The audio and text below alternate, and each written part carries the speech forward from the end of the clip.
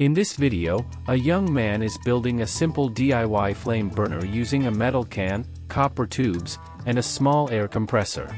He starts by drilling a hole in a bottle cap with a power drill, then carefully inserts two copper tubes of different lengths.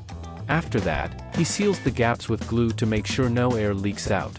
Next, he brings a rectangular wooden board and installs 4 small wheels at the corners so the whole setup can move easily. Then he places a small air compressor on the board and tightens it firmly with screws to keep it stable. After that, he places the modified metal can and fixes it in position using hot glue.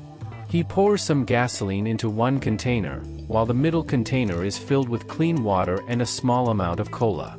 Once everything is ready, he connects several pre-cut hoses to link all the parts together. When he plugs in the power, the air compressor starts pushing air through the system, causing the liquid inside the bottle to move rapidly.